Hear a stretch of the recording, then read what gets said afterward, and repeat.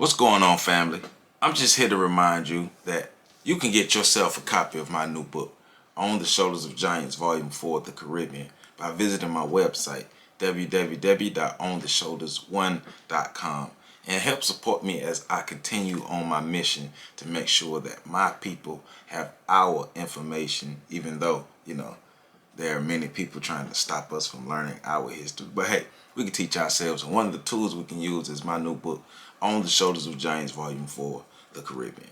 Remember, visit my website, www.ontheshoulders1.com, to get your copy, and I appreciate your support.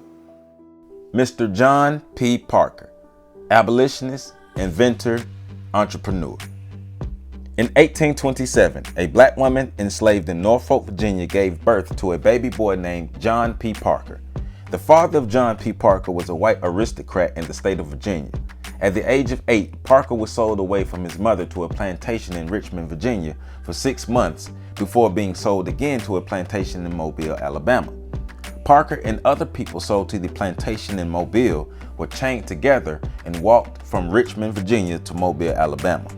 Only being 8 years old, John P. Parker experienced slavery, was sold away from his mother, and chained to other enslaved people, forced to walk 860 miles. Once Parker reached Mobile, he was purchased by a physician to work as a house servant. Parker became friends with the physician's sons, who taught John Parker to read. They would sneak books from their father's library for Parker to read, helping him increase his intellectual capacity, eventually making him unfit to be a slave. By the age of 13, Parker became the apprentice to the physician in an iron foundry as an iron molder. In 1843, Parker attempted to attend college with the physician's sons, but was brought back to Mobile by the physician. He feared that Parker would use the information he learned to escape slavery. Parker became a very skilled iron molder, but he also wanted his freedom. He attempted to escape the physician's plantation, but was caught and returned. Parker was also known for clashing with other workers within the iron foundry. As a result, the physician sold Parker to a foundry in New Orleans. Not long after working at the foundry in New Orleans, Parker began having issues with fellow foundry workers again. To avoid working the fields in New Orleans and decreasing his chance to buy his freedom, Parker found a way to eliminate his issues with other workers in the foundry. Despite changing how he interacted with fellow foundry workers, Parker's owner was still considering selling him. Parker devised a plan to gain his freedom that included convincing a white woman named Elizabeth Ryder to purchase him. Parker was sold to Ryder, but little did the slave owner know that Ryder purchased Parker with Parker's own money. The transaction made Parker a free man.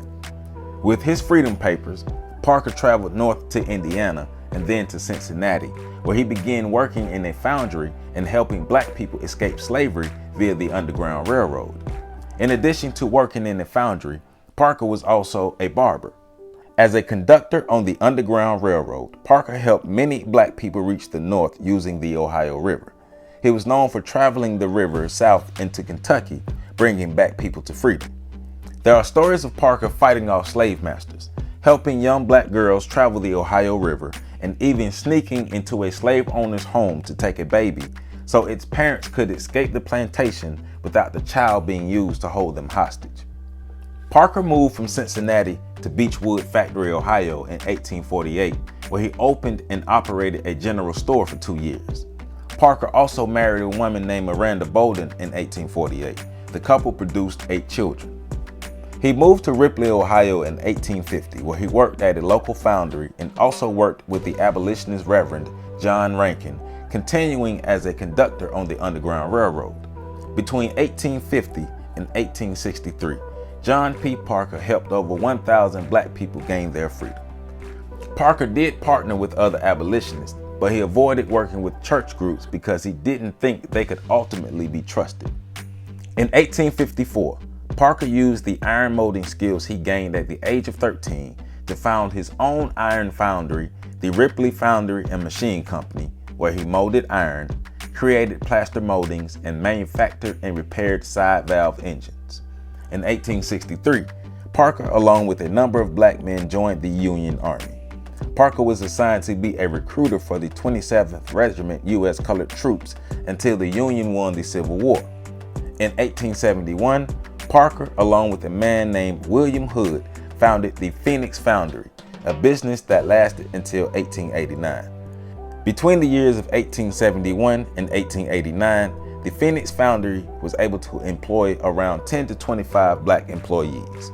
During that same time span, Parker was named the 27th wealthiest person in Ripley, Ohio. Parker was not only a business owner and abolitionist, but he was also an inventor.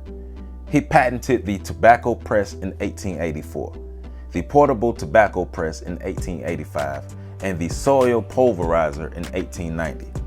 He also earned money with his flour milling business in 1884. In 1889, the building the foundry occupied burnt down. The building was also Parker's home. He soon rebuilt his home and his business. He renamed the business the J.P. Parker Foundry, a business that lasted until 1890. John P. Parker died in Ripley, Ohio in 1900. His life and legacy were honored by restoring his home and converting it into a museum and historic landmark in 1997 by the John P. Parker Historical Society. His autobiography, The Promised Land, the autobiography of John P. Parker, former slave and conductor on the Underground Railroad, was published in 1996. The opera Rise to Freedom was inspired by Parker's life, and the John P. Parker School was established in Cincinnati, Ohio. To Mr. John P. Parker, we proudly stand on your shoulders.